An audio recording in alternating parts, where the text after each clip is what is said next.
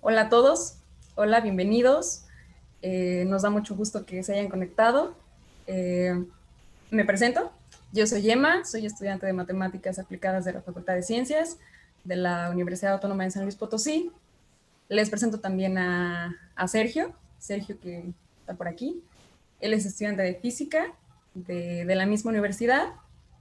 Y pues les cuento un poquito. El año pasado, Sergio y yo tuvimos la idea de hacer una pequeña celebración en nuestra facultad con motivo del Día Internacional de las Matemáticas, porque sí, existe un día para las matemáticas. Les cuento que oficialmente es el 14 perdón, el 14 de marzo. ¿Por qué el 14 de marzo? Pues porque en algunos países acostumbran poner la fecha como 3-14, que es justamente del mes 3, el día 14, y pues eso nos da las primeras tres cifras del número pi. Entonces, a varias personas antes les gustaba decir que ese era el día de pi, y fue en 2019, en noviembre, cuando la UNESCO eh, lo declara oficialmente el Día Internacional de las Matemáticas. Y pues se pretende que cada 14 de marzo, pues los gustosos de las matemáticas, como los que estamos aquí, pues llevemos a cabo actividades diversas en todo el mundo, talleres, eventos divulgativos, en nuestro caso conferencias, es como lo hemos venido haciendo. El año pasado, si algunos recordarán, tuvimos me parece que fueron 2 días de conferencias en la facultad. Tuvimos invitados de aquí mismo, de San Luis, de profesores de la facultad, del Instituto de Física, tuvimos por ahí un invitado de CIMAT, y pues este año, como sabíamos que tenía que ser completamente virtual por razones obvias, pues en cierto modo nos benefició también porque pudimos abrirnos un poquito más y tener invitados no solo de San Luis, sino de otros estados de la República. Por ahí está el doctor Ricardo Bello Aguirre, él estará con nosotros mañana, él es de Durango. Tendremos invitados de la Ciudad de México, del CIMBESTAF, también de Querétaro, y también, por supuesto, profesores muy queridos de aquí de la facultad y de San Luis. Este, ¿Qué más quería decirles? Mm, y también pues nos da mucho gusto que no solamente el hecho de que haya sido virtual nos permitió tener investigadores de otros lugares, sino también nuestro público se agrandó. Vimos por ahí que había registros de personas de la Universidad Autónoma de Baja California, de la Universidad Autónoma de Yucatán. Vimos también por ahí a alguien de Oaxaca, entonces nos da mucho gusto tener a personas de otros lugares, aunque no los podamos ver, pero nos da mucho gusto que estén aquí, incluso gente de preparatoria o gente un poquito más ajena a las matemáticas. Y pues nada, solamente quería compartirles una frase que me encontré por ahí a propósito de las matemáticas y que creo que me gusta mucho porque creo que coincido con quien la dijo en la manera en cómo él define la matemática. Curiosamente no la dijo un matemático, la dijo un físico, pero fue un premio Nobel. Y él decía que la matemática es el estudio riguroso de mundos hipotéticos. Es la ciencia de lo que podría haber sido o podría ser, así como de lo que es. Eso lo dijo Murray Gell-Mann. Entonces, los dejo con Sergio. Sí, bueno, te agradezco mucho, Emma. Bueno, ahorita a continuación, pues vamos a tener unas breves palabras de bienvenida del director de nuestra facultad, de aquí de la Facultad de Ciencias de la Universidad Autónoma de San Luis Potosí, quien es el doctor José Salomé Murguía. Entonces, si nos pudiera hacer el favor. Sí, gracias Sergio, gracias Emma. Bueno, pues buenas tardes a todas y todos. Saludo a la distinguida comunidad que participa en la segunda celebración del Día Internacional de las Matemáticas de la Facultad de Ciencias en su edición 2021, así como al comité organizador conformado por los jóvenes entusiastas, la estudiante de la licenciatura en Matemáticas Aplicadas, Emma Turrubiartes, el estudiante de la licenciatura en Física, Sergio Alberto de León, así como del doctor Gil Salgado, del Programa Educativo de Matemáticas Aplicadas. Como bien dijo Emma, la UNESCO en la resolución aprobada de la 16ª sesión plenaria, del 25 de noviembre del 2019, se proclama que el 14 de marzo de cada año sea el Día Internacional de las Matemáticas, donde se considera que una mayor conciencia mundial y un fortalecimiento de la enseñanza de las ciencias matemáticas son esenciales para hacer frente a desafíos que se plantean en diferentes ámbitos, tales como la inteligencia artificial, que está muy de moda ahorita, el cambio climático, la energía y el desarrollo sostenible, y para mejorar la calidad de vida en el mundo desarrollado y en el mundo en desarrollo. Lo que me encanta es que se subraye que las aplicaciones de las ciencias matemáticas son fundamentales para lograr avances en todos los campos de la ingeniería y la informática, y que al mismo tiempo responden a las necesidades crecientes en materia de automatización y proporcionan acceso a la información por medio de Internet para el bienestar de la sociedad. En ese sentido, el año pasado se realizó la conmemoración de tal día en la Facultad de Ciencias, con 2 días que tomaron en ese evento, y obviamente con el mismo entusiasmo de los estudiantes que en esta ocasión también continúan, donde la responsable académica fue la doctora Mari Carmen Rodríguez Vallarta. Para este año todas las pláticas son de tipo coloquio, como bien mencionó el doctor Gil, donde el público principal puede ser estudiantes de matemáticas, pero los expositores están haciendo un esfuerzo para considerar un público más general de la Facultad de Ciencias. Este evento es relativamente muy joven y en este año se sigue en su versión virtual. En esta edición se cuenta con 6 pláticas y un concurso, donde el día de hoy pues el doctor Gil Salgado va a dar una plática denominada prácticamente matrices, gráficas, algas, álgebras de Lie y geometría. Y para el día de mañana se considera al doctor Ernesto Lupercio, del Departamento de Matemáticas del CIMESTAB, a la doctora Amanda Montejano, de la Unidad Multidisciplinaria de Docencia e Investigación de la Facultad de Ciencias Campus Juriquilla, de la UNAM, y al doctor Ricardo Isaac Bello, de la Facultad de Ciencias Exactas de la Universidad Juárez del Estado de Durango, y para el viernes al doctor Rafael Alcaraz, del Instituto de Física de nuestra universidad, así como de Manuel Roque, del Departamento de Matemáticas del CIMESTAB, y él fue, es exalumno de la licenciatura de Matemáticas Aplicadas de esta facultad. Es importante resaltar que la realización de este evento es el resultado de la suma de esfuerzos por parte de los integrantes del comité organizador, y derivado de lo anterior se puede ver una gran participación de varios participantes de varios lugares, ¿no? Cabe mencionar que para nosotros es importante este tipo de iniciativas, ya que permite abrir espacios para la discusión y reflexión sobre temas de interés de esta comunidad y que habitual o eventualmente muchos de nosotros nos vemos inmersos. Deseamos que sea de beneficio y sobre todo de agrado de todas y todos los presentes, que cada uno de ustedes puede sacarle algo de provecho, y esperemos que esta actividad continúe realizándose de manera recurrente. Quiero nuevamente agradecer a todo el personal que con un gran esfuerzo, responsabilidad y gusto llevan a cabo este evento académico, así como a toda la comunidad que nos acompaña en este evento. Solo quiero agregar, ya casi para finalizar, que muchos en nuestro campo de la ingeniería menciona que hay muchas cosas que siempre se les rechaza simplemente por la falta del rigor matemático. Y entonces, porque siempre dicen, si eso estuviera aprobado, como está tan fácil, la matemática es la que le da el formalismo y muchas cosas salen adelante, ¿no? Entonces, sin mayor preámbulo y si me lo permiten, damos por inaugurado la segunda celebración del Día Internacional de las Matemáticas en su edición 2021 de la Facultad de Ciencias, esperando que sea de su agrado. Descubrir lo creado es crear la ciencia.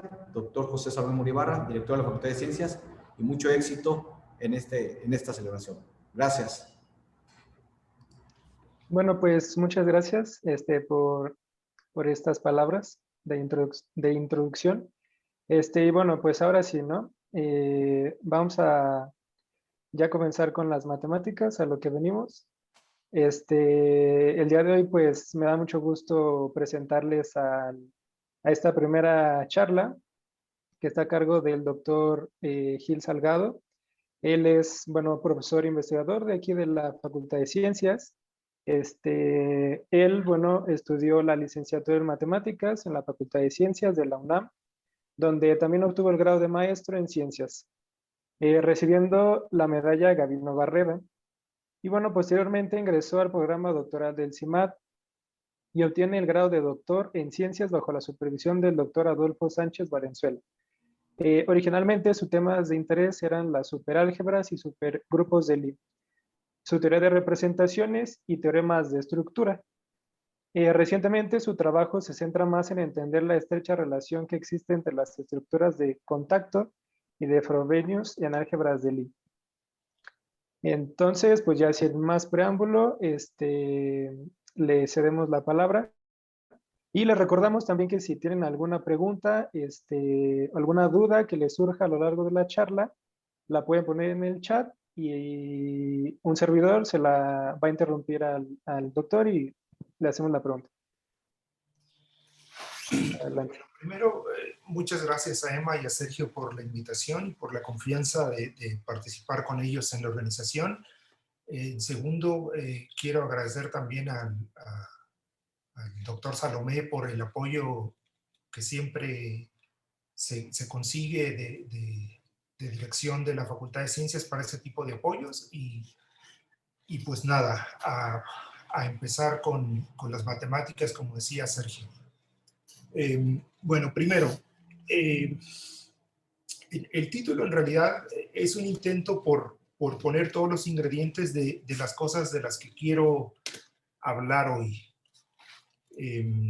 Como pueden ver, el título en realidad tendría que ser alguna permutación de las siguientes palabras, ¿no? Matrices, gráficas, algas, álgebras de Lie y geometría. Entonces, conforme vaya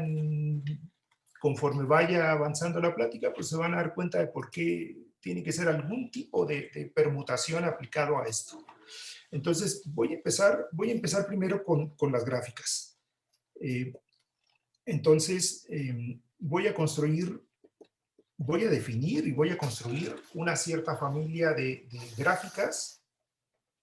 Voy a decir algunas cosas acerca de estas gráficas y luego al final les voy a mostrar cómo es que en estas gráficas quedan codificadas la información que voy a ir poniendo luego conforme vaya avanzando la plática.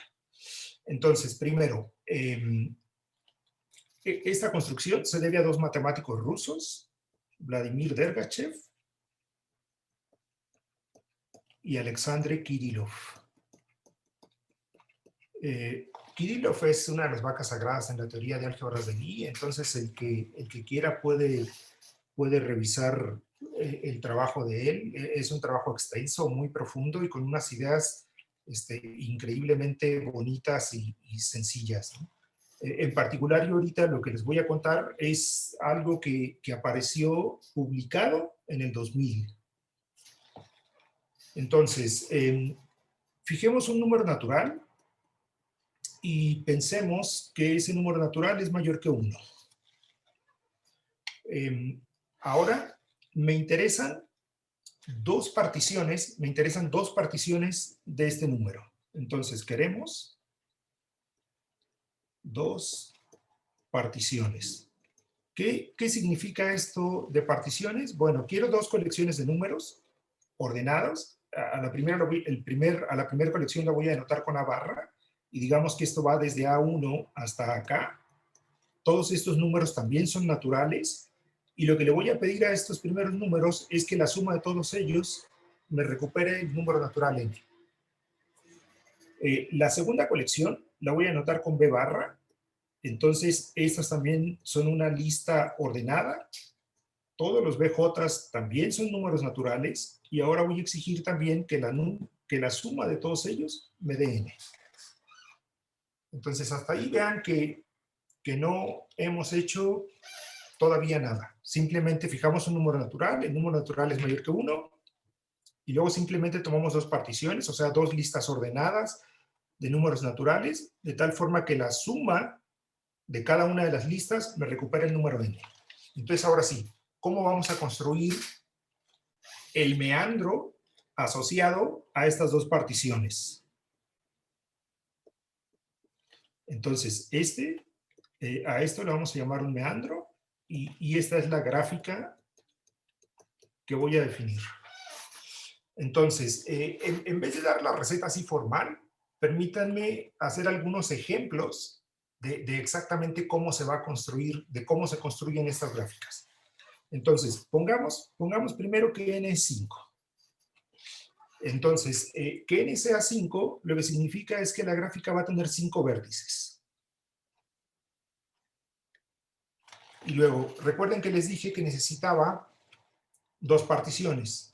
Pongamos, por ejemplo, que la primera es 4, 1 y que la segunda partición es 2, 3. Entonces, la primera partición lo que me va a permitir es construir arcos superiores que van a conectar los 5 vértices que acabo de poner. Y la segunda partición me va a permitir construir arcos inferiores que también van a conectar a los puntos que ya fijamos. Entonces, como el primer número en la primera partición es 4, lo que voy a hacer es fijarme en el primer vértice, en el cuarto vértice, y los voy a conectar. Uy, perdón. El pulso me está jugando una mala pasada. Entonces, como son 4, conecto el 1 con el 4. Pueden observar que aquí quedaron todavía 2 vértices en medio del 1 y el 4. Como quedan vértices, al que sigue del 1, que es el 2, y al penúltimo, que es el 3, los vuelvo a conectar. Como ya acabé de conectar, como ya no hay puntos aquí en medio, para el algoritmo. El siguiente número que tengo es 1. Vean que aquí nada más tengo un punto, entonces este 1 significa que este vértice no lo puedo conectar con nadie más. Entonces este ya se acabó. Me voy con la segunda partición, tengo el 2 y el 3, entonces busco el primer subconjunto de dos vértices, que son estos 2 que estoy marcando aquí, y como aquí hay un 2, significa que los tengo que conectar. Luego, como el siguiente número es 3, el subconjunto que me sobró tiene exactamente 3 vértices, pero este 3 me dice que conecte al primero que me sobró con el tercero que me sobró. En medio quedó solamente un vértice, no puedo dibujar ningún arco inferior más. Entonces, el meandro asociado al par 4,1 y al par 4,3 es este que está aquí. Esa es la gráfica. Déjenme hacer otro ejemplo. Digamos que ahora consideramos el A barra como 1, 1, 3 y el B barra como 2, 3.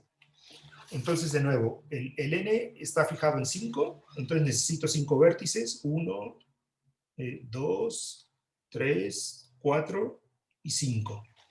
El primer número que me dieron es 1, entonces eso significa que el primer vértice no puedo dibujar arcos. El segundo número que me dieron es 1, significa que en el segundo vértice tampoco puedo dibujar arcos. Y el último número que me dieron es 3, entonces significa que conecto estos 2 que están aquí. La siguiente lista que tengo es un 2 y un 3, entonces tomo los primeros 2 y los conecto con un arco inferior. Luego, como el siguiente número que me dieron es 3, significa que el primero de los que me quedan y el tercero de los que me quedan, lo puedo conectar, y entonces este punto se quedó ahí solito.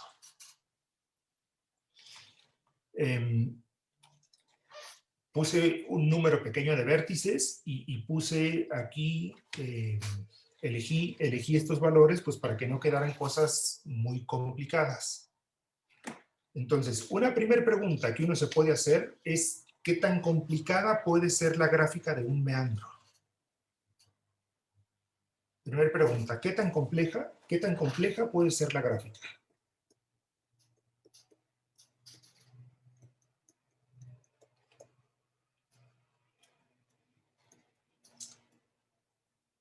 Bueno, la respuesta es que si la n es suficientemente grande y uno se pone a jugar con los valores de las particiones A y B, la gráfica se puede ver bastante latosa. Bastante latosa. Sin embargo, para los que ya hayan llevado algún curso de topología, pues se pueden dar cuenta que estas gráficas pues tienen ciertos pedazos, ¿no? Por ejemplo, en esta primera gráfica que hice, es fácil observar que que solamente hay un pedazo. En esta gráfica nos podemos convencer fácilmente, si yo sigo el camino que estoy marcando aquí, que hay una componente nada más, hay un pedazo, o sea, la gráfica es solamente una trayectoria. En el siguiente ejemplo, pueden darse cuenta que aquí hay un pedazo, este completo es un pedazo y este otro es un pedazo de la gráfica. Entonces, en el primer ejemplo hay solamente una componente y en el segundo ejemplo, evidentemente, hay 3 componentes. De hecho, uno puede observar que en las gráficas es esta que estoy marcando aquí, esta componente que estoy marcando aquí y esta que parece una carita feliz que estoy marcando con el cursor, son esencialmente iguales. De hecho, esta carita feliz y este punto para nosotros también son esencialmente iguales. Las dos que son esencialmente distintas son esta que estoy marcando aquí, que es como una circunferencia, y esta carita feliz. Entonces vamos a hacer una distinción. Cada vez que tengamos un meandro, dado un meandro,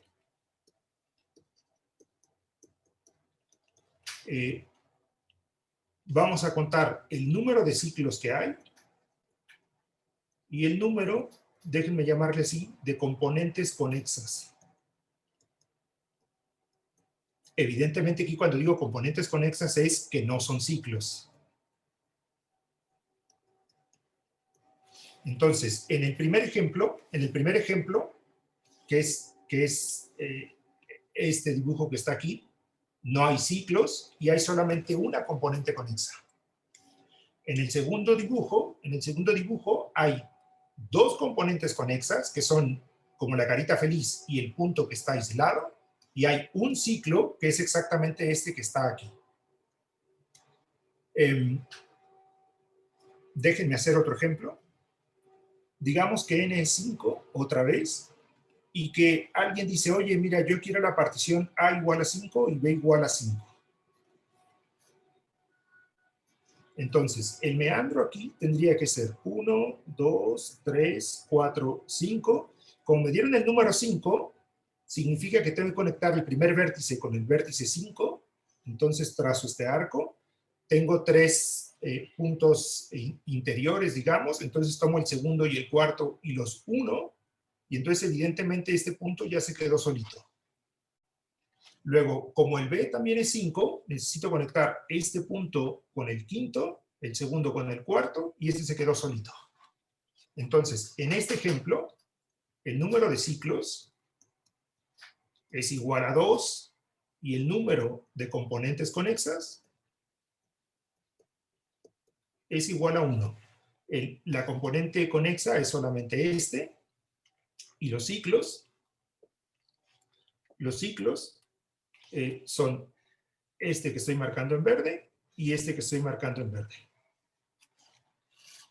Entonces, la pregunta es, ¿qué diablos pueden medir? ¿Qué tipo de información pueden medir exactamente el número de ciclos y el número de componentes conexas? Y claro, así a bote pronto y sin darles nada de información, pues está difícil que le atinen, porque digo, los dibujitos hasta ahorita además que les he puesto son relativamente sencillos. Déjenme hacer todavía un último dibujito más y voy a preguntar, y voy a hacer unas preguntas que luego voy a contestar más adelante. Entonces digamos que ahora n es 6. Y digamos que alguien me dijo que el A barra tenía que ser 6 y que el B barra tenía que ser 4 y 2. Entonces voy a hacer la gráfica asociada a este meandro, al meandro 6, 4, 2. Entonces ahora necesito 6 vértices. 1, 2, 3, 4, 5, 6. Como el primero que me dieron es 6, entonces tengo que conectar el primero con el sexto, el segundo con el cuarto, y luego el tercero, perdón, el segundo con el quinto y el tercero con el cuarto. Y luego abajo me dijeron 4, 2, entonces conecto el primero con el cuarto, 1, 2, 3, 4, me quedan 2, vuelvo a conectar, y luego el siguiente dato fue 2, entonces significa que tengo que conectar estos 2. Entonces, aquí están los vértices, y me quedó esta gráfica. Observen que esta solo tiene un ciclo, y el número de componentes conexas es 0. Entonces, la primera pregunta para que vayan pensando un poco es, ¿cuántos vértices tiene que haber si yo quiero que el meandro asociado sea exactamente un ciclo? No quiero la respuesta, nada más estoy poniendo la pregunta ahí al aire. O sea, ¿cuántos vértices tengo que tener si yo quiero que el meandro asociado sea exactamente un ciclo? Y luego, siguiente pregunta. Entonces, primera pregunta, ¿cómo es n? Si el meandro de AB es exactamente un ciclo. Y luego, siguiente pregunta, ¿impone eso condiciones a A y B? ¿Impone condiciones sobre A barra y B barra? Por ejemplo, si tiene exactamente un ciclo, puede ser que algún número de los que forman la partición de A sea impar, o puede ser que algún número de los que forman la partición de B sea impar. Vean que acá, según las reglas que yo les di, si tengo un número impar, aquí por ejemplo puse el 5, o acá por ejemplo, puse el 3, pueden darse cuenta de que cada vez que hay un número impar, como que tiene que haber un punto solito que no puedo conectar con nadie. Acá, cuando puse 5, en ambos, pues evidentemente el punto solito fue el mismo. Entonces, como que uno se imagina rápidamente que si uno necesita que sea forzosamente un ciclo, entonces todos los números que aparecen en A barra y todos los números que aparecen en B barra tienen que ser pares. Y entonces, inmediatamente uno se da cuenta de que si todos los números que aparecen en A barra son números pares, entonces la n de la que estamos hablando tiene que ser un número par. No puede ser un número impar. Por cierto, yo no sé contar, entonces puede ser que de repente diga algo que no sea cierto y tienen que tener cuidado con eso. O sea, si digo algo mal, pues nada, simplemente pidan la palabra y digan, oye, la regaste, ¿no? No va por ahí. Entonces, eso. Ok, entonces, bueno, Dergachev y Kirillov prueban que a todas estas gráficas, se les pueden asociar permutaciones. Se le asocia una permutación. Hay varias formas de hacer esto. La manera de asociar la permutación no es única, pero lo que sí es único y que es un teorema de... Profesor, disculpe, hay una pregunta. Dime. Santiago Lujambio pregunta, ¿podría repetir rápidamente la regla para construir el meandro de AB? ¿Cómo? Sí. Ok, me regreso a los ejemplos. La regla es la siguiente. Me tienen que dar dos particiones, es decir, dos formas de descomponer el n como suma de números naturales, y la regla es la siguiente. Tomo el primer número y me fijo en los primeros A1 vértices posibles. Entonces, ya que tengo los primeros A1 vértices posibles, tomo el primero, el último, o sea, el primero y el A1, y los conecto con un vértice, con un arco superior, perdón. Luego tomo el A2 y el A1 menos 1 y conecto con un arco superior si el A2 menos 1 existe. Si sobran, tomo el A3 y el A1 menos 3 y los conecto. Y repito hasta que ya no pueda conectar. El punto es que solamente puedo conectar cuando al menos hay 2. Si hay 1, no hago absolutamente nada. Y luego, los numeritos ¿ves? Es exactamente lo mismo, pero ahora con arcos inferiores. Es la misma regla, pero ahora con arcos inferiores. Ok, entonces aquí, por ejemplo, ¿no? Los números eran 4 y 1, entonces tomé el vértice 1, 2, 3, 4, conecté el 1 con el 4, como me sobran 2, puedo volver a conectar y entonces pongo el arco superior. Aquí como hay un 1 y solamente tengo un vértice, no puedo hacer nada. No puedo dibujar ningún arco superior. O sea, los unos significan no puedes dibujar nada. Y luego aquí en el inferior tengo 2, entonces tomé el vértice 1 y 2 y los conecté. Y luego de los tres que sobraban, tomé el primero y el tercero y conecto. Como sobra 1, ya no puedo hacer nada. Y ahí se acabó el meandro. Ok, entonces, hacemos distinción entre los ciclos, entre las componentes conexas.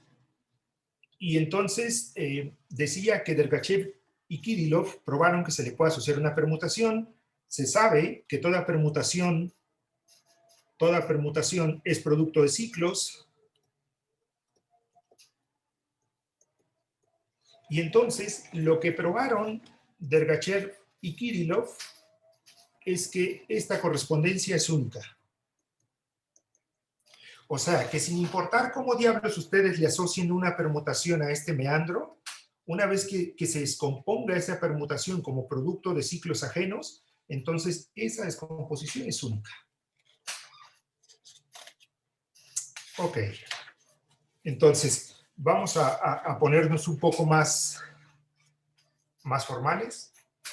Entonces, por ahorita voy a dejar las gráficas, al final voy a regresar a ellas. Al final, evidentemente, voy a regresar a ellas y les voy a decir qué es lo que miden el número de ciclos y el número de componentes conexas. Ahorita no les puedo decir todavía.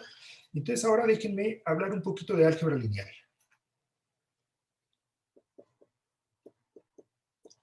Álgebra lineal. Y aquí va a aparecer pues un poco de geometría. Entonces, vamos a pensar que tenemos un espacio vectorial. Esto lo único que significa es que tenemos una manera de sumar elementos en B y que podemos multiplicar elementos de B por números a los cuales les vamos a llamar escalares. Entonces, para nosotros, los campos de trabajo van a ser simplemente los números reales o los números complejos. No me interesa, aunque seguramente se podría escribir todo lo que voy a decir de manera análoga si el campo fuera un campo finito, pero de entrada no me interesa. Entonces, tenemos un espacio vectorial y el campo, o sea, los números por los que podemos multiplicar a los vectores van a ser o números reales o números complejos. Entonces, aquí existen objetos que se llaman formas bilineales. Las formas bilineales son simplemente funciones que van del espacio vectorial, cruza el espacio vectorial en el campo con el cual estemos trabajando y que esencialmente me dicen cómo multiplicar vectores, y lo que obtengo después de multiplicar vectores resulta ser un número, no un vector. Entonces esto yo quiero que lo piensen como voy a multiplicar, tengo una regla para multiplicar, pero en vez de recuperar un vector, lo que voy a recuperar es un escalar. Nada más. Entonces, que sea bilineal, voy a escribir una de las dos ecuaciones.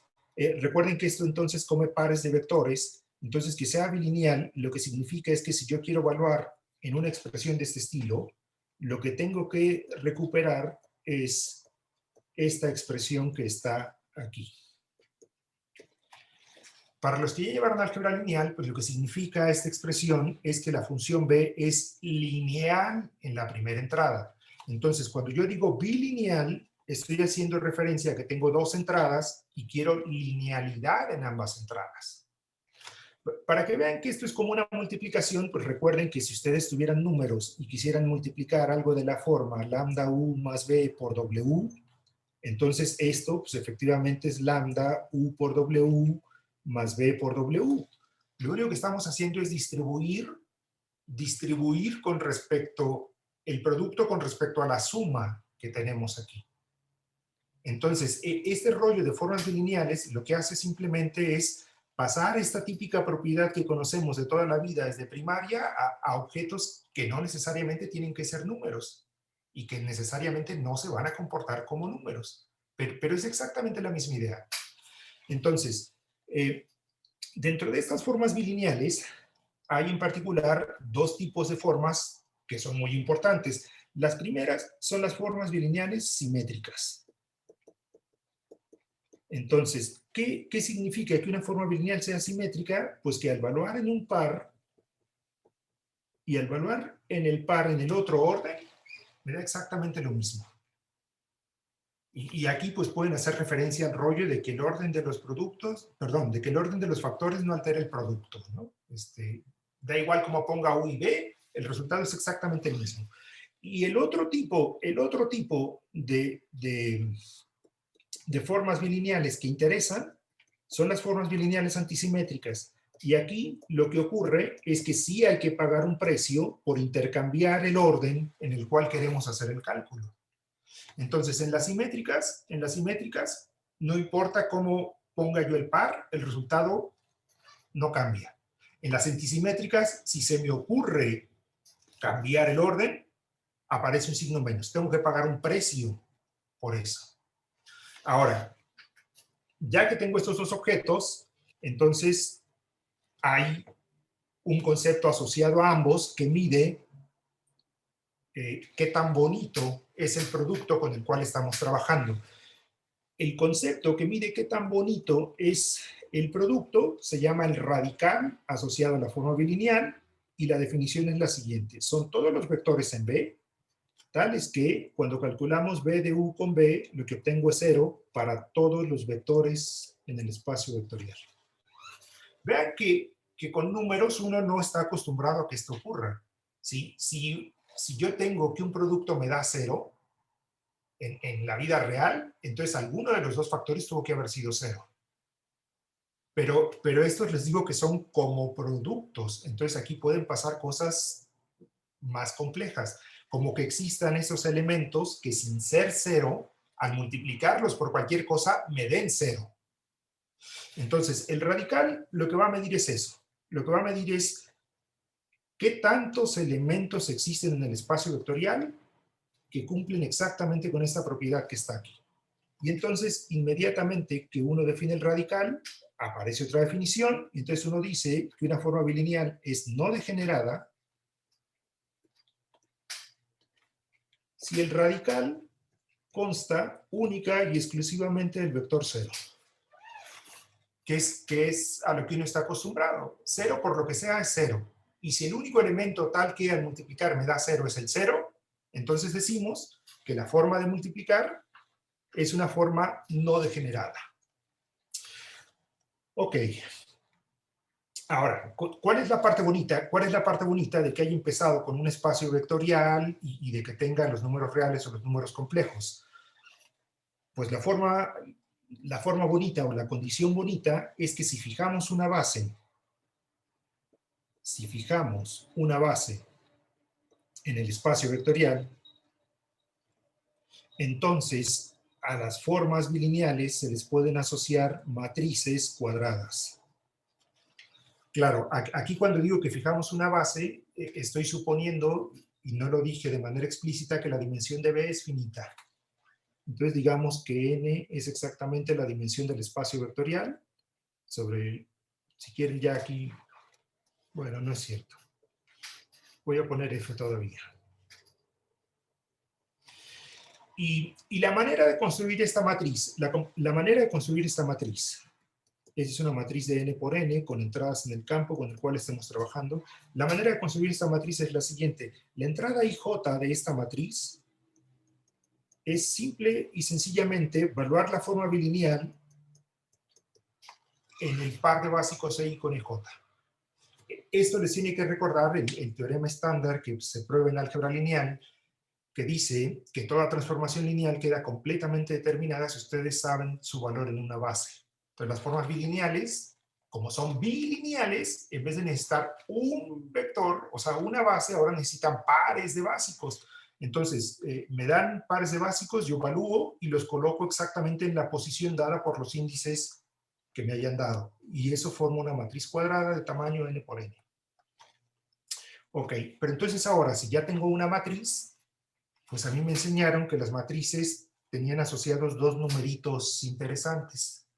El primer numerito asociado era el rango de la matriz, o sea, era el número de renglones linealmente independientes que existían.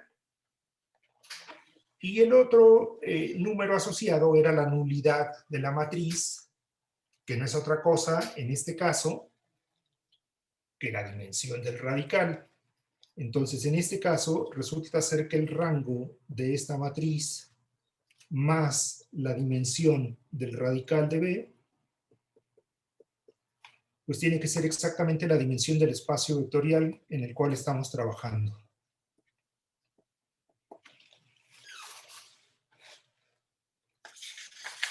Ok, entonces, ¿por qué dije que esto tenía que ver con geometría? Bueno, si resulta ser que la B es simétrica y uno le añade hipótesis, por ejemplo, que sea no degenerada, que sea definida positiva, etcétera, etcétera, entonces uno termina en el concepto de producto interno en un espacio vectorial. Pueden pensar tranquilamente en el producto punto en Rn o en un producto complejo si están pensando en Cn. Y una vez que uno tiene un producto interno o el producto punto, entonces está claro que uno puede definir la norma de un vector, lo cual equivale a calcular distancias. Uno puede calcular ángulos entre vectores y entonces evidentemente si uno tiene la forma de calcular distancias y de calcular ángulos, lo que uno está haciendo es geometría. Entonces, a partir de las formas bilineales simétricas, digamos que uno puede definir como la geometría euclidiana. Insisto, porque uno puede calcular distancias, uno puede calcular ángulos, y entonces uno se puede poner a jugar a la geometría que uno conoce de toda la vida. La pregunta en realidad aquí es, oye, ¿y si la B es antisimétrica?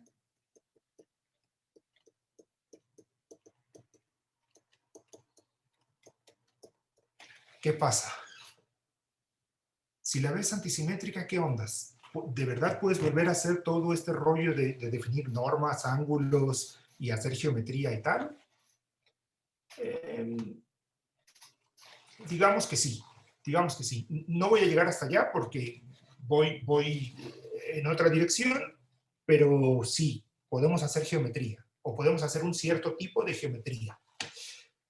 Entonces, para intentar poner esto un poco más en detalle, déjenme enunciar sin demostración el siguiente lema, y que es crucial para la discusión que quiero hacer a continuación.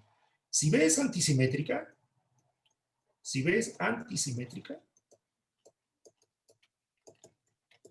entonces la dimensión del radical de B siempre es par. La dimensión del radical de una forma bilineal antisimétrica siempre es un número par. Siempre, siempre, siempre. Acá, en las simétricas, eso no es cierto. En las simétricas, ustedes pueden dar ejemplos fácilmente de formas bilineales simétricas con dimensión de radical 0, con dimensión de radical 1, con dimensión de radical 3, con dimensión de radical 4, con lo que a ustedes se les pegue la gana. Y es muy fácil construir ejemplos de formas bilineales simétricas con dimensión del radical, lo que quieran. Pero si la forma bilineal es antisimétrica, nada. Se van a meter en un universo muy particular. Y el universo muy particular es que la dimensión es par. Y entonces recuerden que yo acabo de poner que la dimensión del espacio vectorial se calculaba como el rango de la matriz asociada a la forma bilineal más la dimensión del radical de la forma bilineal. Entonces, si este número que está aquí resulta ser que siempre es par,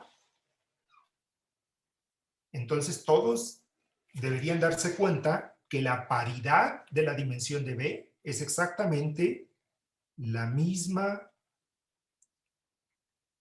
Perdón. A ver, aquí puse mal esto, perdón. Aquí es el rango.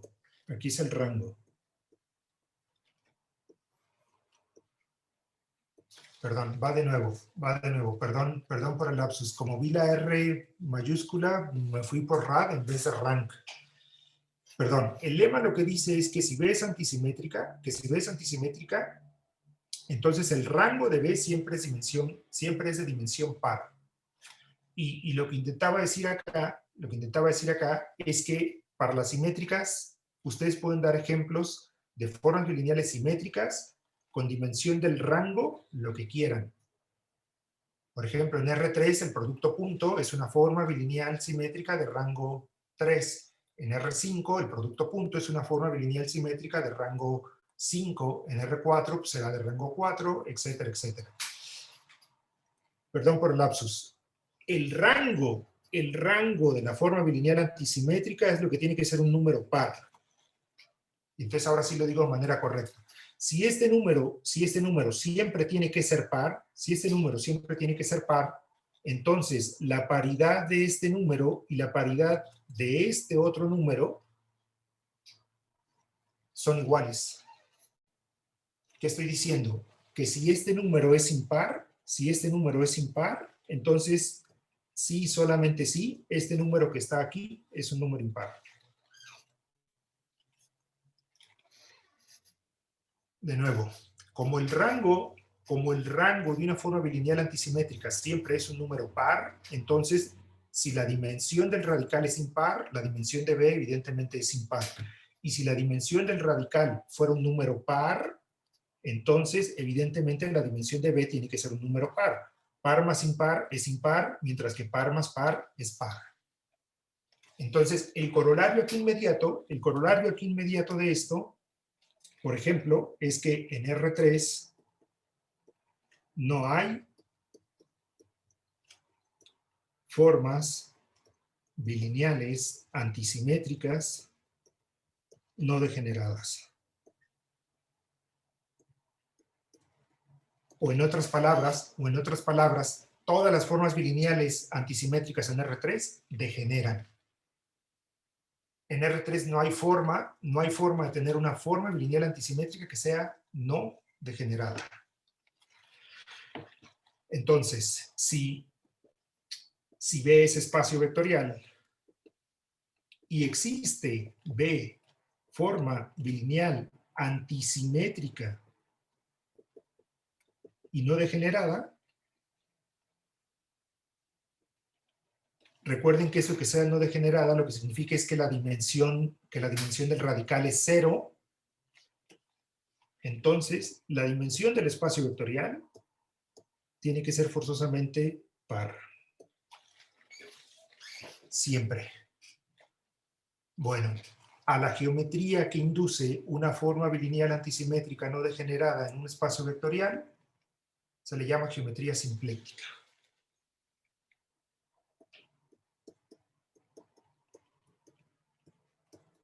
Iba a revisar por qué o de dónde apareció el nombrecito este de simpléctica, pero la verdad es que se me pasó y ya no revisé. Digo, seguramente cualquiera de ustedes se puede conectar y revisar de dónde diablos aparece este nombre simpléctico, ¿no? Que suena bastante extraño de entrada. Pero bueno, entonces, este resultado que les acabo de contar, lo que dice es que la geometría simpléctica solamente puede aparecer, solamente puede existir en dimensiones pares. Mientras que la geometría euclidiana, que es la que viene de productos internos o del producto punto, aparece en todas las dimensiones. Esto hay en todas las dimensiones.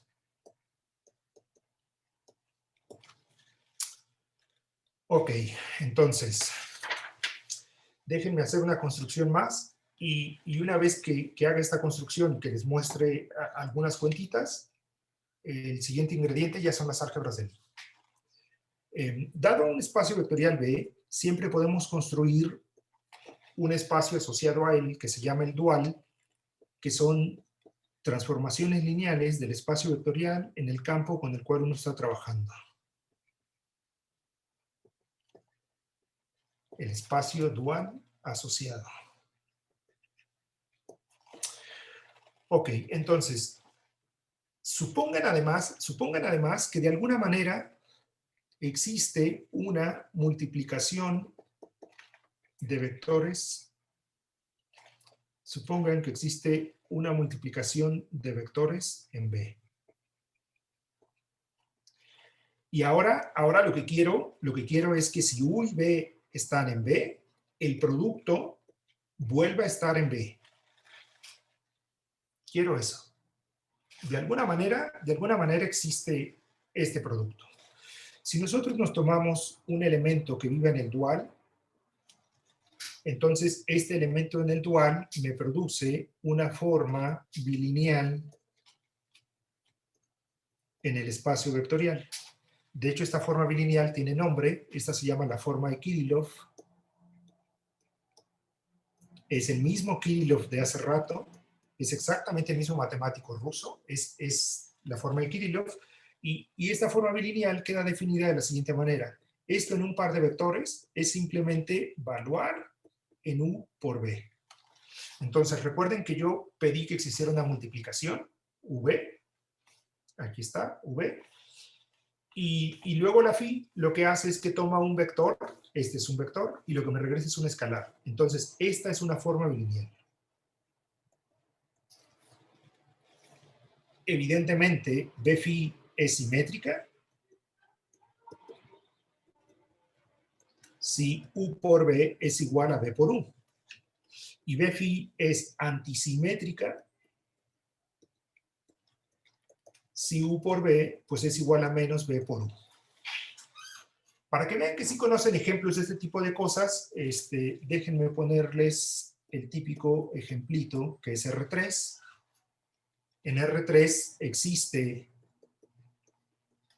el producto vectorial, que lo voy a denotar con una cruz. Entonces, dados U y B en R3, nosotros podemos construir un vector que se denota así, que se llama el producto vectorial, y este vuelve a ser un vector en R3. Esta es una multiplicación y cumple que si ustedes hacen U cruz B y cambian de posición los vectores, tienen que pagar un precio. Entonces, en particular, si ustedes se tomaran un elemento en el dual de R3, entonces tienen una forma bilineal asociada definida por phi en U cruz B, y esta forma bilineal que está aquí es antisimétrica.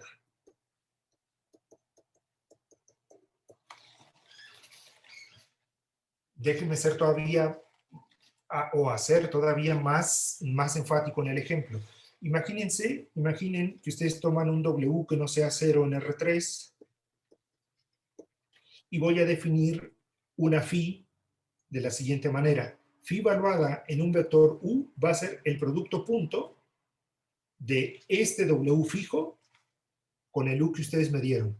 Evidentemente, esto está en R, y entonces esta phi resulta ser una transformación lineal que va de R3 en R. Entonces, yo me puedo fijar en la forma de Kirillov asociada, y esta forma, al evaluarlo en un B y W, perdón, en un U y en un B, y esto, al evaluarla en un U y en un B, tendrá que ser phi de U cruz B, y esto es W punto U cruz B. Si recuerdan, esto en particular, ese triple producto tiene una interpretación geométrica bien bonita. Este triple producto que está aquí, lo que mide es el área del paralelogramo, bueno, el área con signo del paralelogramo formado exactamente por los vectores V y W. Ahora, ojo con que este W que está aquí está fijo, ¿eh? Entonces, como creo que todos conocen el producto cruz, Entonces fijemos la base canónica de R3 y digamos que el vector W era el E1. Entonces me interesa calcular la matriz asociada a esta forma bilineal antisimétrica con respecto a la base canónica. Si recuerdan, les dije que la matriz asociada se construía de evaluar en pares de básicos. Entonces, eso significa que yo aquí tendría que calcular cuánto es phi en E1 cruz E1. Esa es la primera entrada, la entrada 1, 1. Luego phi en E1 cruz E2. Luego phi en E1 cruz E3. Y tengo que terminar de rellenar esta matriz que está aquí. Pero ahora, si recuerdan, fijé el vector W como E1 y por las propiedades del producto cruz y el producto punto, pueden darse cuenta que este primer renglón siempre va a ser 0. Porque el E1 es uno de estos vectores, de hecho es este vector y también es este vector. Entonces el producto cruz, recuerden que siempre es ortogonal a cualquiera de los dos vectores con respecto a los cuales los esté calculando. Entonces, usando eso, y que esto tiene que ser antisimétrico, yo ya sé que el primer renglón tiene que estar dado por ceros. Luego, si quiero calcular esta posición de aquí, aquí lo que tengo que calcular es phi de E2 cruz E2, pero también el E2 con el E2 me da 0, entonces aquí tiene que ser 0. Aquí tiene que estar el E3 con el E3, entonces aquí me tiene que dar 0. Aquí tengo que multiplicar el E2 por el E3, el E2 por el E3 me da el E1, y al hacer producto punto con el E1 obtengo un 1, y como es antisimétrica, esta es la matriz asociada. Pueden todos fácilmente observar que el rango es 2. Y entonces el radical pues tendrá que tener dimensión 1. Ok, entonces un problema famoso es el siguiente: calcular el mínimo de las dimensiones de los radicales de las bφs, donde phi es un elemento del dual. Este numerito da información sobre los tipos posibles de geometrías que se pueden definir en B. Y el otro problema es encontrar explícitamente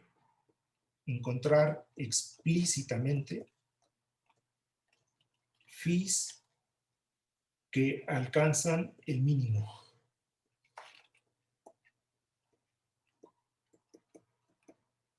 Entonces, aquí hay un primer problema y aquí hay un segundo problema. Ok, entonces, dejo aquí el álgebra lineal y me salto a las álgebras de Lie. Ya casi me regreso a las gráficas, ¿eh? O sea, una vez que tenga todos los ingredientes, entonces ya puedo regresarme a las gráficas y decirles exactamente qué ocurrió y qué no ocurrió. Entonces, un álgebra de Lie es un espacio vectorial junto con un producto en él. Entonces, el producto se suele anotar así, con paréntesis cuadrados. El álgebra de Lie se suele anotar con ese tipo de letra germánica, minúscula. Y lo que se le pide al producto es que cumpla dos propiedades. La primera propiedad es que si yo calculo U por B,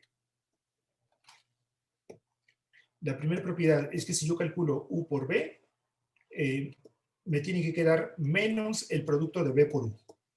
Y la segunda propiedad, lo que tiene que cumplir es que si yo hago esta suma, que se ve muy extraña al inicio,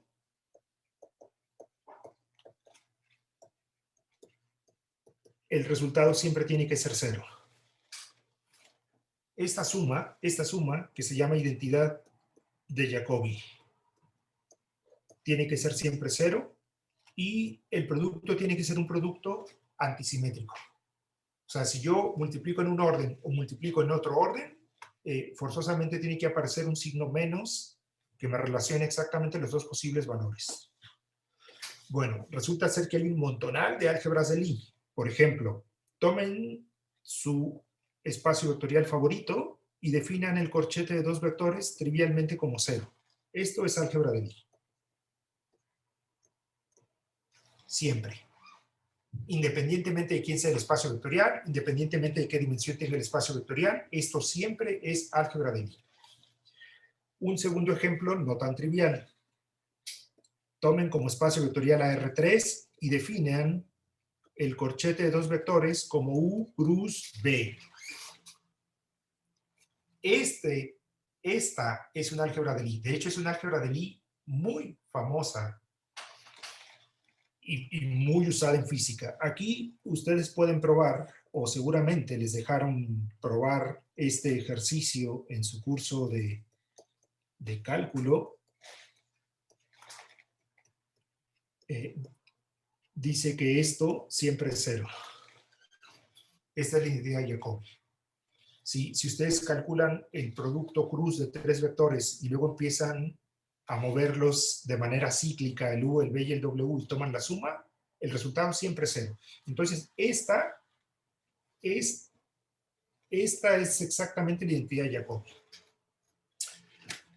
Ok, entonces, dado que aquí sí tengo un producto, y además antisimétrico, entonces aquí sí tiene mucho sentido que yo tome elementos que viven en el dual de G y me construya a partir de ellos las formas de Kirillov asociadas.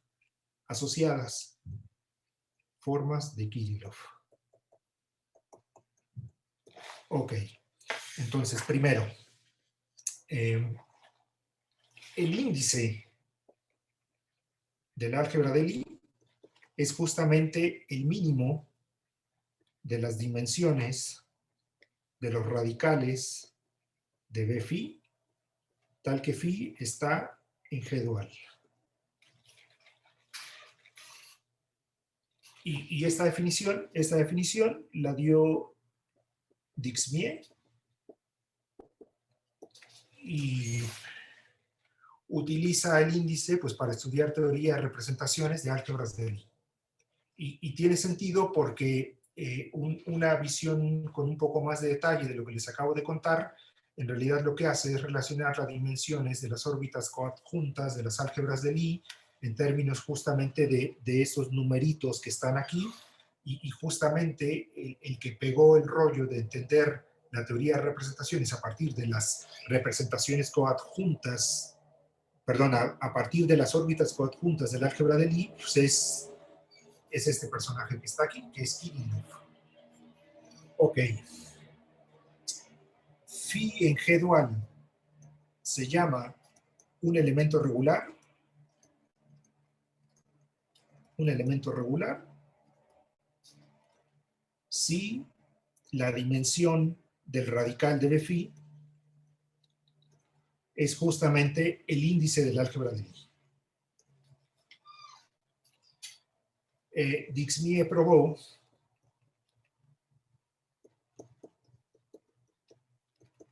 que esos elementos regulares son casi todos. O sea, los elementos regulares son un abierto denso en G dual. Y aquí hay que aclarar que se está pensando en la topología de Zariski. Sin embargo, aunque el teorema es muy bonito, es el típico ejemplo de cuando uno le pregunta a alguien por algún número, ¿no? Si ustedes agarran a una persona común y corriente y les dicen piense un número y le piden que lo verbalice, típicamente les va a dar un número natural. Pero los que ya llevaron una clase de cálculo saben que los números naturales, al igual que los números racionales, no son nada dentro del conjunto de los números reales. O sea, la probabilidad de que ustedes a ciegas agarren un número, lo saquen y sea irracional es 1. Sin embargo, si le piden a la gente que les dé un número, seguro les va a dar un número natural. Y apostamos si quieren, o sea, salgan ahorita y pregúntenle al primero que vean, no, a ver, dime un número, ¿no? O piensen un número. Entonces, aquí es lo mismo, o sea, son casi todos, los elementos regulares son casi todos pero son difíciles de encontrar. Entonces, el problema que yo les decía acá arriba de qué es el inciso B es justamente el problema de encontrar explícitamente un elemento regular. Y hay métodos para hacer eso. Hay un método que se llama el de la cascada de Postan, y es un poco latoso el método para construirse exactamente ese elemento regular. Y de hecho, es folclore que te construye un elemento regular. O sea, todo el mundo se lo cree, en la mayoría de los ejemplos funciona, pero no hay una demostración. No hay una demostración formal. Y no hay una demostración formal, pues porque este rollo es bastante latoso. Entonces, problema ya escrito en este lenguaje. Calcular el índice de G para un álgebra de Lie G. Segundo problema, encontrar elementos regulares.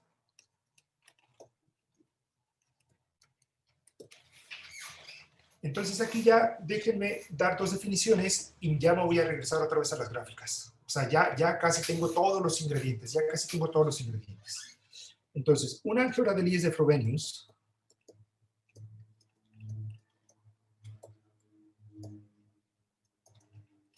Si existe un elemento phi en G dual, tal que B phi es no degenerada. Equivalentemente, esto es sí y solamente si existe un phi que esté en G dual regular. Y, evidentemente, el índice de G es 0. Si el índice de G es 0, recuerden que el índice lo que medía era la dimensión del radical. Si estamos diciendo que el índice es 0, entonces lo que estamos diciendo es que la forma bilineal antisimétrica es no degenerada, y entonces eso lo que está diciendo es que hay una geometría simpléctica en el álgebra de Lie. Entonces, este escenario es un escenario en el que los físicos prueban cosas. No me pregunten qué cosas. O sea, los voy a mandar con su físico de confianza que les conteste. O sea, no sé. ¿Sale? No sé. Y luego, la otra definición es la siguiente. Un álgebra de Lie es de contacto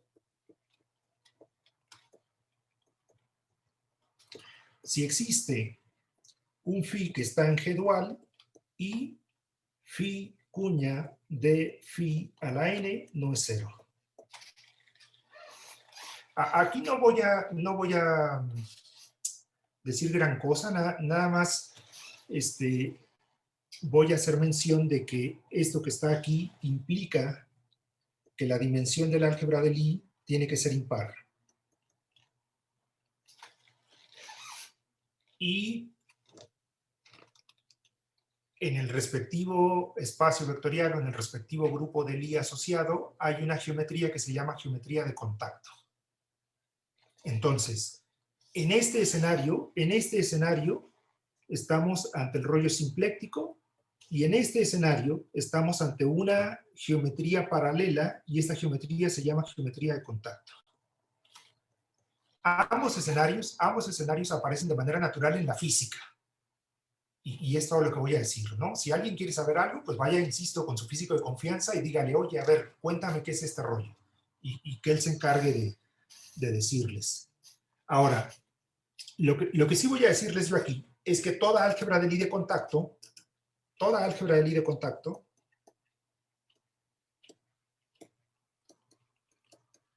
satisface que el índice del álgebra de Lie es 1. Y no vale el regreso. O sea, hay álgebras de Lie que tienen índice 1 que no son de contacto. Entonces, no es un sí y solo sí. Acá arriba sí, índice 0 y ser de Frobenius es exactamente lo mismo. ¿Sale? Entonces, ya está. Ahora sí. Me voy a regresar a las matrices. Y a las gráficas. Recuerden que yo les había pedido un número natural que fuera mayor que 1 y les había pedido dos particiones. A1, hasta el AK, y luego B barra, que era B1 hasta BL. Entonces ahora voy a hacer lo siguiente. Voy a pensar en una matrizota de n por n, ¿sale? Entonces voy a intentar dibujarla aquí siguiendo los puntos que tengo. Espero que me quede cuadrado esto. Bueno, si no me queda cuadrado, pues echen la imaginación. Se supone que esta es una matriz cuadrada y esos son los elementos de la diagonal. ¿Sale? Entonces ahora voy a hacer lo siguiente. Aquí yo tengo los números A1 hasta AK y la suma de todos ellos me da N. Entonces voy a fijarme en los siguientes escalones. Con el A1 me voy a fijar aquí y voy a dibujar este. Entonces este mide A1 y este también mide A1. Luego con el A2 me voy a fijar y voy a dibujar aquí otro escaloncito. Ahora este escalón es A2 y este también es A2. Y sigo hasta llegar al último escalón, que es el que es AK, AK. Y entonces aquí voy a permitir que haya elementos que no son cero. Todo lo que quedó por fuera de los escalones son ceros. Y ahora con la B voy a hacer exactamente lo mismo. Con el B1 me voy a construir aquí un primer escaloncito. Voy a suponer que es este. Este escaloncito es de B1, este es de B1. Luego me construyo el escaloncito B2, B2. Y así sigo hasta llegar al BL, BL. Y aquí otra vez dejo vivos todos esos elementos y todos los que estén fuera, les pongo 0. Todo lo que quede fuera de esto que yo dibujé son ceros. O sea, aquí hay ceros y aquí hay ceros. Bueno, primer punto. Si yo sumo dos matrices de esta forma, me vuelve a dar una matriz con exactamente esta forma.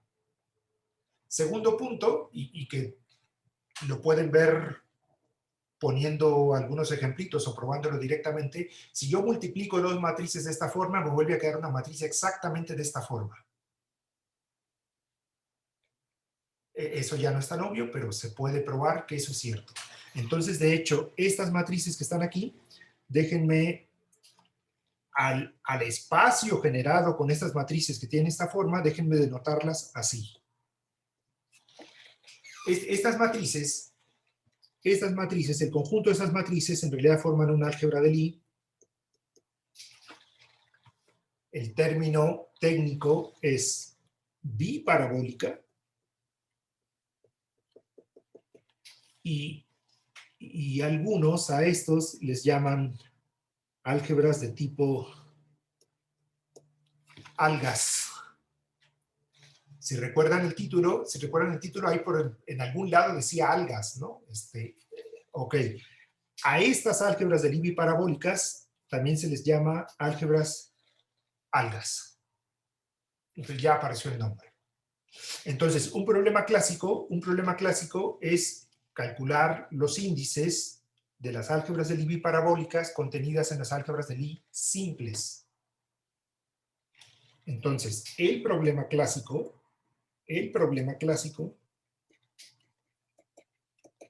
es calcular el índice de G A barra B barra. Y entonces aquí viene ya la relación con lo que dije antes. Nosotros teníamos dados A y B, A barra y B barra, dados A barra y B barra, nosotros asociábamos un meandro y este meandro tenía un número de ciclos y tenía un número de componentes conexas. Si recuerdan, ¿no? Ok, teorema, evidentemente de Dergachev y Kirillov.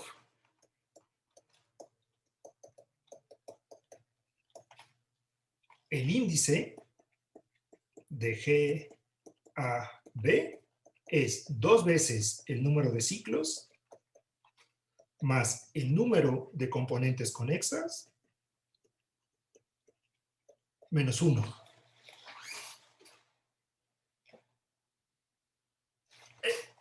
Yo cuando vi esto, o sea, me quedé así de a 6, porque yo cada vez que veía las grafiquitas y que me decían que las iban a orientar y colorear y no sé qué más y tal, pues, decía, bueno, pues está bien, ¿no? El típico chiste de la gente que no entiende las cosas, ¿no? Pues sí, palitas y bolitos y coloritos, ¿no?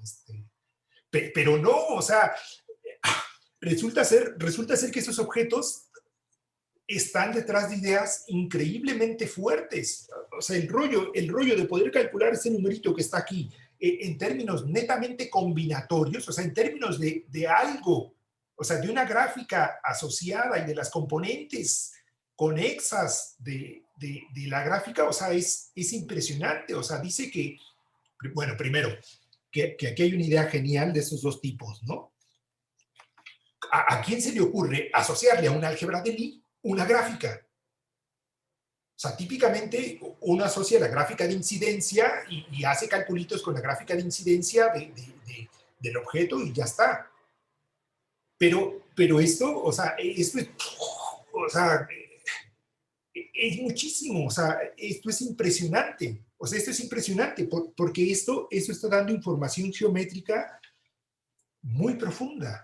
O sea, ese es el rollo, está dando información geométrica muy profunda y se puede leer de simplemente contar cuántos ciclos hay, cuántas componentes conexas hay, sumarlas y restarles uno. O sea, más bello, más simple y más profundo no se puede. De verdad, o sea, esto está impresionante, ¿no? Está impresionante.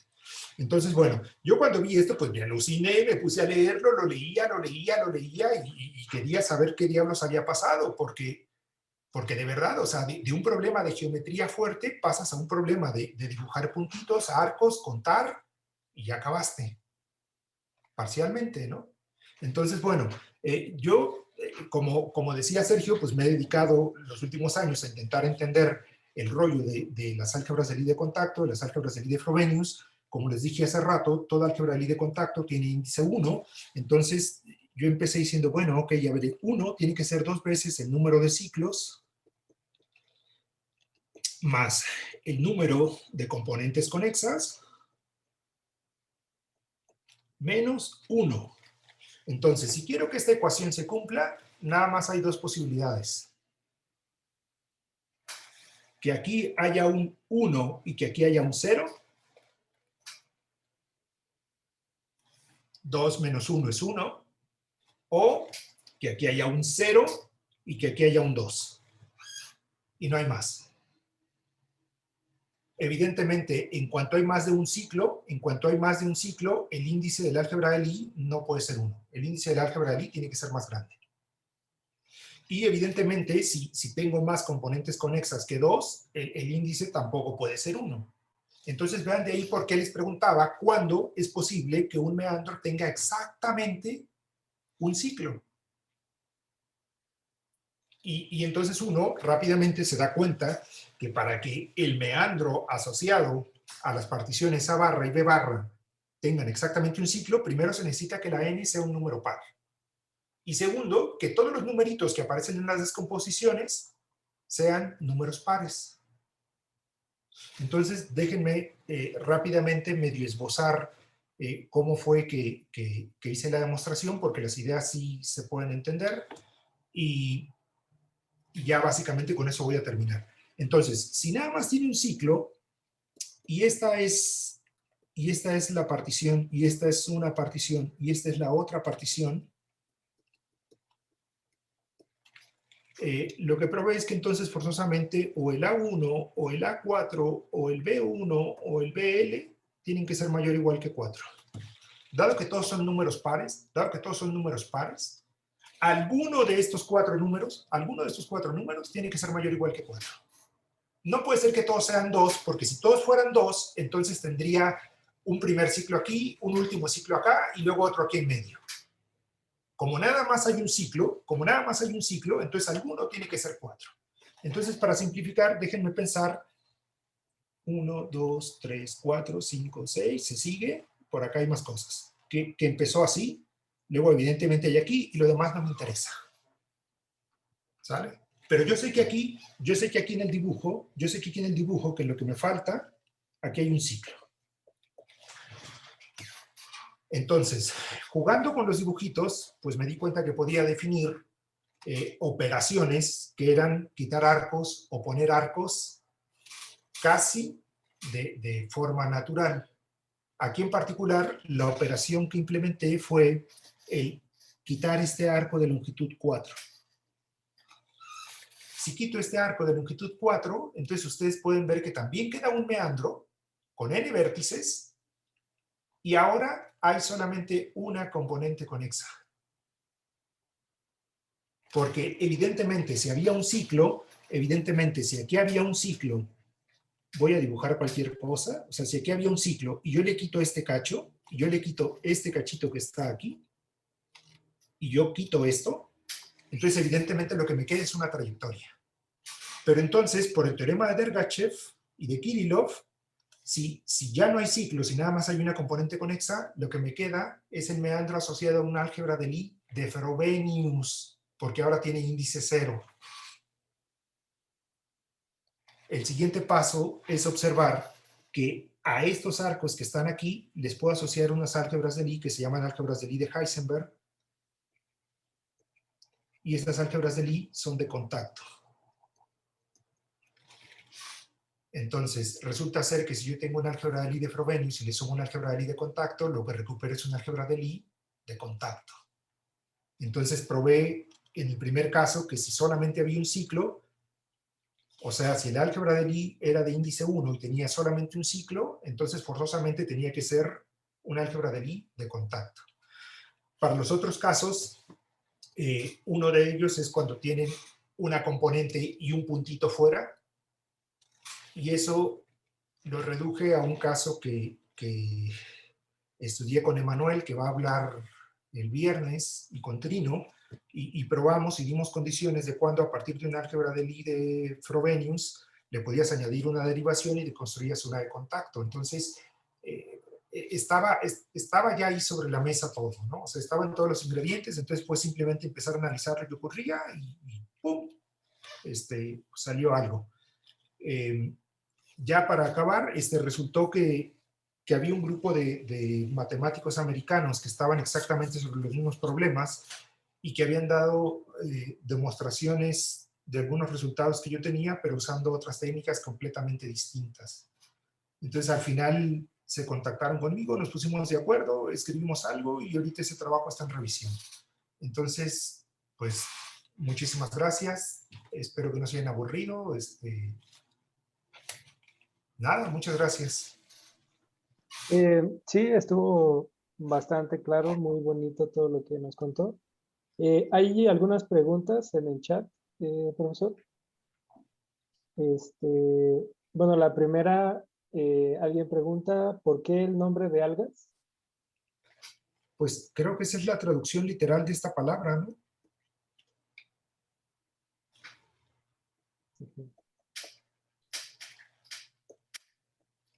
Tal cual, del inglés al español, esto significa algas.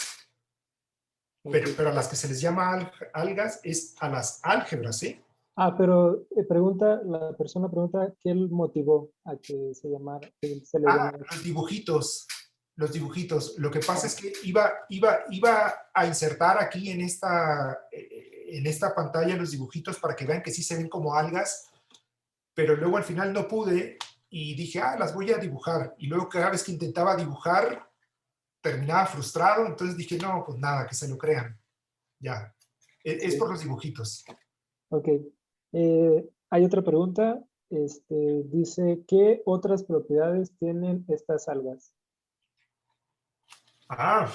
Las álgebras de Lie, estas biparabólicas,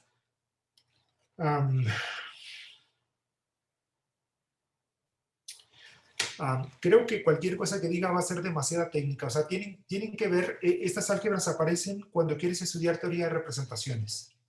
Simplifican la teoría de representaciones para cierto tipo de álgebras.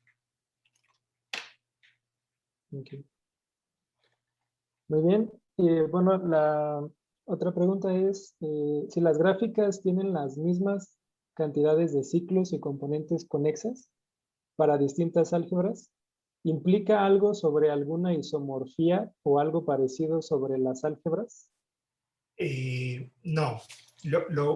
No necesariamente. Lo que sí es cierto es que si ustedes empiezan con esta álgebra y luego se construyen esta álgebra,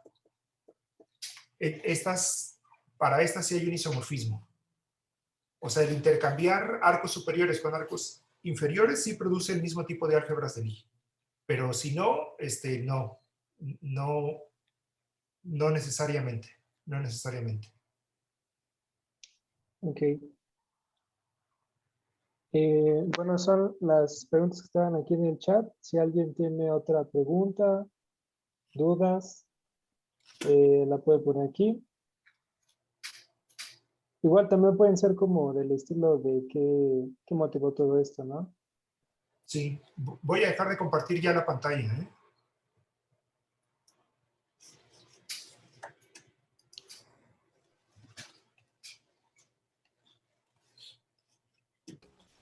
Sí, pues recuerden que le pueden preguntar, no sé, algo sobre su carrera, nuestros compañeros de primeros semestres, si tienen alguna duda todavía, si todavía están indecisos sobre ser matemáticos. ¿Hay otra palabra? Dice Ajá, que, ¿por porque qué se llaman biparabólicas? sí, déjame entonces vuelvo a compartir la pantalla para decirles. Ok. Cuando uno está trabajando con álgebras de Lie de matrices, las álgebras de Lie parabólicas son las que tienen, si esta es la diagonal, son álgebras que tienen ese tipo de estructura. O sea, aquí pueden poner lo que quieran y acá hay ceros. Estas álgebras son las que se llaman parabólicas. ¿Y por qué se llaman biparabólicas? Pues porque se obtienen de la intersección de una álgebra parabólica, digamos, escalonada superior y de una álgebra parabólica escalonada inferior. Si ustedes intersectan, si intersectan este tipo de matrices con este tipo de matrices, quedan exactamente las que dije. Y por eso se llaman biparabólicas, porque son parabólicas, digamos, superiores y parabólicas inferiores.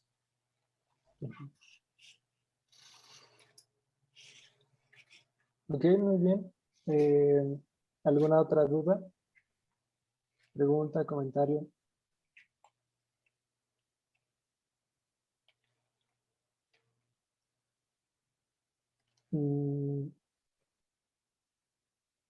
Pues, o sea, todo estuvo muy claro, la verdad. Eh, ah, mm, bueno, preguntan, ¿sabe si se investigan las propiedades de las gráficas como estructuras combinatorias en función de su álgebra de Lie asociada? No, hay muy poco acerca de eso. Hace tiempo con Mari Carmen intentamos asociarles gráficas a las álgebras de Lie cuadráticas, o sea, las álgebras de Lie que admiten métricas invariantes, pero se quedó en el tintero ahí lo que empezamos a hacer y nunca hemos terminado de empujar esas ideas de qué tipo de propiedades tienen las gráficas asociadas a cierta clase de álgebras de Lie. O sea, el punto es que no a todas las álgebras de Lie se les pueden asociar gráficas, ¿no? Y claro, aquí el punto siempre, cuando vas a asociarle algo a un objeto, es que realmente tengas fuertes indicios de que ese algo te va a decir algo interesante. Si le vas a asociar algo y no te va a decir nada interesante, no sirve de nada, ¿no? O sea, nada más es hacerte un poco tonto, ¿no? O sea, quieres asociar algo que te dé algo de información que no sabías antes. Entonces, hay que sentarse y pensar qué podría funcionar, ¿no? Sí, Sí. muy bien. Hay otra pregunta. Bueno, en la parte combinatoria, ¿se ha utilizado para clasificar las álgebras de Lie? Sí, de hecho la clasificación de las álgebras de Lie simples se basa justamente en un análisis combinatorio de los posibles diagramas de Dynkin que pueden existir.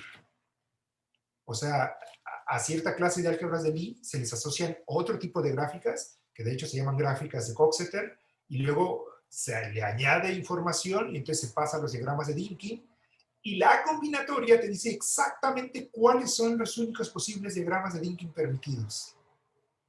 Entonces sí, sí se ha utilizado y es bastante potente ese tipo de ideas. Pero otra vez, eso lo hicieron Deakin, luego lo hizo Cartan, Coxeter, entonces estamos hablando de vacas sagradas, ¿no? Sí.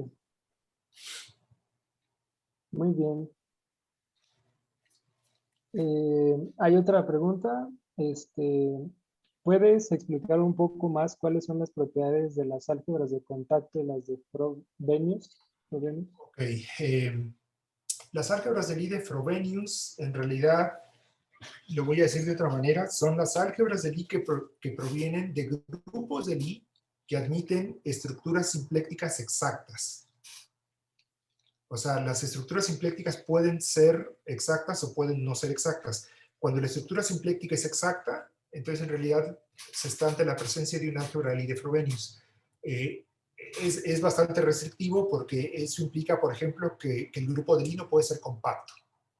O sea, si tienen una estructura simpléctica exacta en un álgebra de Lie y ustedes integran el álgebra de Lie y pasan al grupo de Lie, el grupo de Lie no puede ser compacto, por ejemplo. O sea, ya, si tienes un grupo de Lie compacto, ¡pum!, te saliste de la categoría de Frobenius. Las álgebras de Lie de Frobenius también, por ejemplo, no pueden tener centro.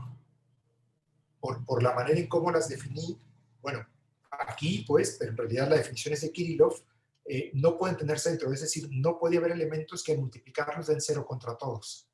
En las álgebras de Lie de contacto sí hay de dos clases, las que tienen centro, y el centro es de dimensión 1, y las que no tienen centro. Álgebras de Lie de contacto sí puede haber compactas y puede haber no compactas. Tenemos nosotros una forma de pasar de álgebras de Lie de contacto a álgebras de Lie de Frobenius y de álgebras de Lie de Frobenius a álgebras de Lie de contacto. No sé, lo que pasa es que en realidad, ¿qué tipo de propiedades? Pues más bien habría que ver en qué tipo de propiedades se está pensando como para saber qué contestar, ¿no? Uh-huh. Bueno, alguien más pregunta que si hay ejemplos amigables de álgebras de Lie con índice 1, pero que no sean de contacto. Sí. Y de hecho es muy simple, el ejemplo en realidad es muy simple. En dimensión 3,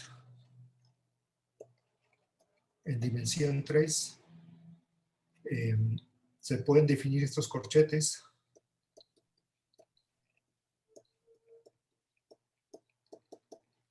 Se puede probar que hay una álgebra de Lie que es exactamente la generada por E1, E2 y E3.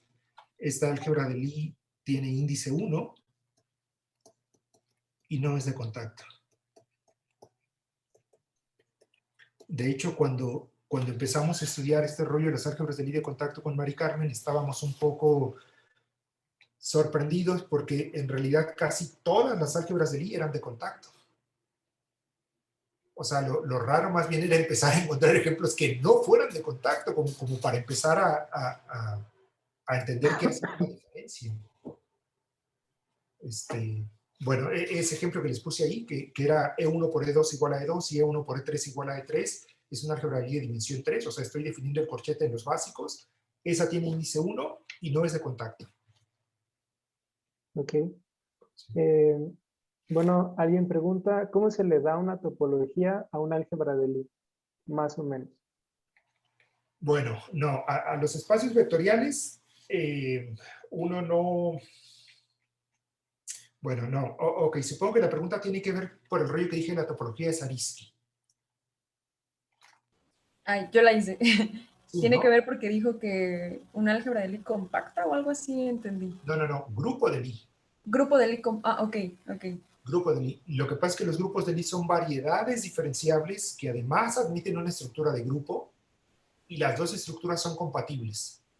O sea, el multiplicar son funciones diferenciables, pensándolas como función de la variedad, cruz la variedad en la variedad.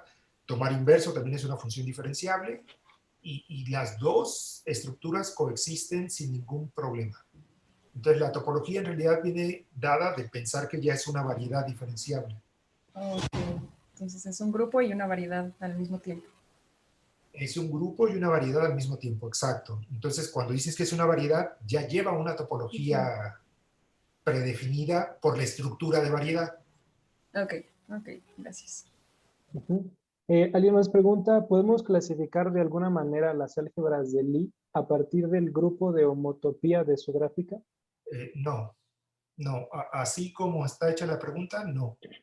No, se podrán dar quizás algunas respuestas parciales, pero clasificar, no. No, definitivamente no. No. Muy bien. Eh, pues, si alguien tiene alguna última pregunta, quizás, tenemos tiempo para una. Qué bueno que han estado preguntando. Eh, bueno, yo creo que esta es la última. Alguien pregunta, ¿qué motiva la identidad de Jacobi? ¿Y por qué aparece en tantos lados? Esa es una muy buena pregunta. En realidad, la identidad Jacobi es una condición de integrabilidad. Si recuerdan hace rato, y ahorita lo volvió a mencionar Emma, yo dije que tenían un álgebra de Lie y que tenían un grupo de Lie y que el álgebra de Lie tenía que ver con el grupo de Lie. Voy a decir un poquito más. El grupo de Lie es una variedad. Por ser grupo tiene un punto distinguido. Ese punto distinguido es el neutro del grupo. Y entonces en el neutro del grupo uno puede calcular el espacio tangente. El espacio tangente en el neutro del grupo es el que tiene estructura de álgebra de Lie. Entonces, hay una manera natural de pasar de la estructura de grupo al espacio tangente. La pregunta es, ¿me puedo regresar? O sea, si yo tengo un vector tangente, ¿yo puedo saber quién es el elemento del grupo del cual viene? A ese problema de intentar asociarle a un elemento en el espacio tangente un elemento en el grupo se le llama un problema de integrar. ¿Puedo integrar o no puedo integrar? O sea, ¿me puedo regresar a la variedad? Respuesta, te puedes regresar gracias a la identidad de Jacobi. ¿Y por qué aparece por todos lados? Pues porque es una condición de integrabilidad. Es exactamente lo que le permitió a Lie probar sus teoremas de Lie que dicen cómo se relacionan los grupos con las álgebras. O sea, del grupo al álgebra derivas. Punto. Ya está. Derivar como derivamos siempre. Pero, y del espacio vectorial a la variedad, integrando. ¿Y cómo integras? ¿O por qué integras? Pues gracias a la identidad de Jacobi. Es una condición de integrabilidad. Perfecto. Muy bien. Yo creo que si hay más preguntas pueden hacérselas llegar al doctor Gil. No sé si Sí. quiera compartir su correo. Sí, Si quieren profundizar. Mi correo es muy simple, es gsalgado@fciencias.uaslp.mx. Sí, cualquiera que quiera preguntar algo, que quiera saber algo, o incluso que quiera compartir memes, los manda ahí al correo y ya está, ¿no? Okay. Ahí nos vemos. Les agradezco a todos que se hayan conectado y de nuevo agradezco a Emma y a Sergio el que me hayan invitado a dar la charla. Sí, Un último comentario. Me puse a googlear de dónde viene simpléctico. A ver si eso nos puede decir, si nos dice algo sobre la geometría. Y lo que encontré fue que simpléctico viene del griego simplécticos, que significa que entrelaza o que une. Y el nombre fue usado por primera vez en 1939 por Hermann Weyl. Bye. Weyl. Entonces no sé si esto de que entrelaza o que une nos diga algo sobre la geometría. Ni idea. Ni idea, ok. Bueno, al menos ahí viene el nombrecito. Bueno, entonces, si ya no hay más preguntas, volvemos a agradecer al doctor Gil Salgado por su charla y pues les agradecemos otra vez por haberse conectado y por haberse registrado. Y bueno, ahí hay un par de avisos más que les va a dar. Sí, nada, muchas gracias por estar aquí. Gracias, doctor Gil, por ayudarnos en la organización, por haber dado una charla que yo creo que muchos pudimos entender, ir más o menos siguiendo el hilo. Y pues nada, acompáñenos mañana. Mañana tenemos nuestros invitados foráneos. Entonces, se va a poner muy buena, se va a poner muy buena. Comenzamos a las 10 con el doctor Ernesto Lupercio y pues nos va a hablar un poquito de sistemas complejos, la geometría algebraica y el COVID-19. Entonces, por favor, conéctense y muchas gracias.